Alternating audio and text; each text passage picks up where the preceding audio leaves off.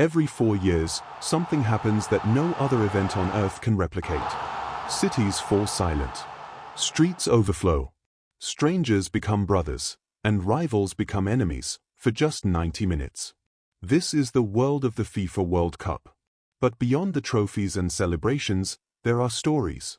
Stories of pain, pressure, miracles, and moments so powerful they freeze time itself. Because winning the World Cup isn't just about lifting a trophy. It's about surviving the storm. And today, we're not just looking at who won. We're stepping into their journey, walking through the tension, the drama, and the unforgettable finals that shaped football history forever. If you love football stories like this, real moments, real emotions, take a second to like and subscribe. It helps bring more of these legendary stories to life. And trust me, some of these moments still give chills. Welcome to Top 10 Uncovered, where we don't just tell you what happened, we show you why it mattered. 1962, Brazil proves greatness isn't luck. The world was watching closely. 4 years earlier, Brazil had dazzled the planet. But now, in Chile, there was a question hanging in the air. Was that magic, or was it dominance?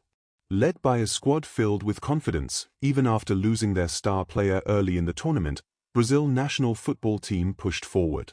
They battled through England. They overcame Chile. And step by step, they reached the final. Inside the roaring Estadio Nacional, over 68,000 fans watched history unfold. When Czechoslovakia struck first, silence crept into Brazilian hearts. But Brazil didn't panic. In the 17th minute, Amarildo equalized.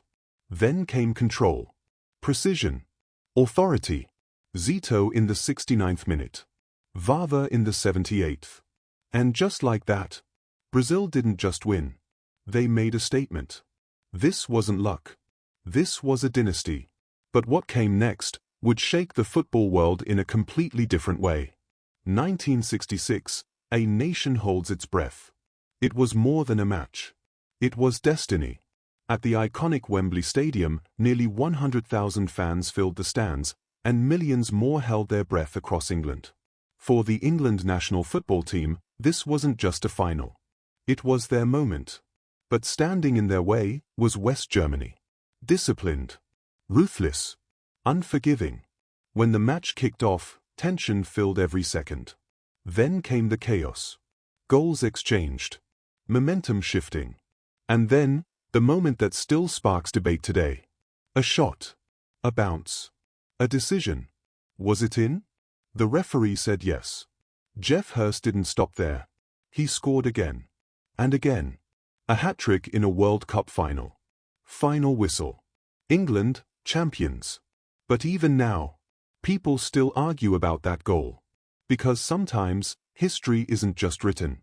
It's questioned. 1970, football becomes art. If football ever had a perfect performance, this was it. In Mexico, under the blazing sun of Estadio Azteca, Brazil returned, not just to win, but to mesmerize. With Pelé leading the charge, this team didn't just play football. They danced with it. Their journey to the final was dominant. But the final against Italy? That was something else. Pelé opened the scoring in the 18th minute, rising above everyone like gravity didn't apply to him. Italy responded. But then Brazil turned the match into a masterpiece. Passes flowed like music. Movement felt effortless. Goals came like poetry. Gerson. Gersinho. Carlos Alberto. That final goal, arguably the greatest team goal ever, sealed it. 4-1. Brazil didn't just win the World Cup. They defined it. 1974, the tactical revolution. This wasn't about flair. This was about control. West Germany versus Netherlands. At Munich's Olympic Stadium, two philosophies collided. The Netherlands brought total football. Fluid. Dynamic. Beautiful. But West Germany? They brought discipline. Even after conceding early, they didn't panic. They adapted. They calculated. And slowly, they took control. 2-1. Victory. This wasn't just a win. It was proof that structure could defeat chaos. 1978, Argentina's emotional breakthrough. In Buenos Aires, football became something deeper.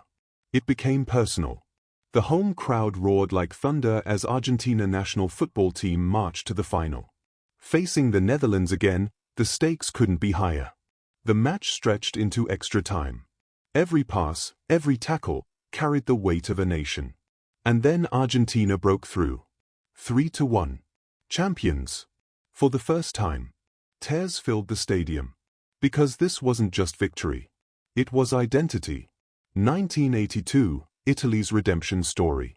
Italy entered the tournament quietly. Almost unnoticed. But something changed. Led by Paolo Rossi, they found belief. By the time they reached the final in Madrid's Santiago Bernabeu, they were unstoppable. West Germany stood in their way. But Italy dominated. 3-1. From underdogs to champions. A reminder that sometimes the quietest teams make the loudest impact. 1986. One man, one legacy. Some tournaments belong to teams. This one belonged to a man. Diego Maradona.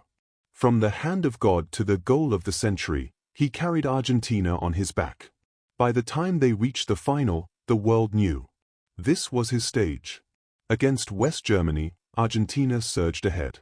But Germany fought back. 2-2. Tension exploded. And then, one pass, one moment, Argentina scored again. 3-2. Maradona didn't just win the World Cup. He became immortal. 1990, revenge and discipline. 4 years later, Germany returned. This time, they weren't chasing magic. They were chasing redemption. The final against Argentina was tight. Physical. Relentless. No space. No freedom. Just pressure. Then came the penalty. 1-0. Germany lifted the trophy. A cold, calculated victory. 1994, the final without a goal. In the USA, football reached new heights. But the final?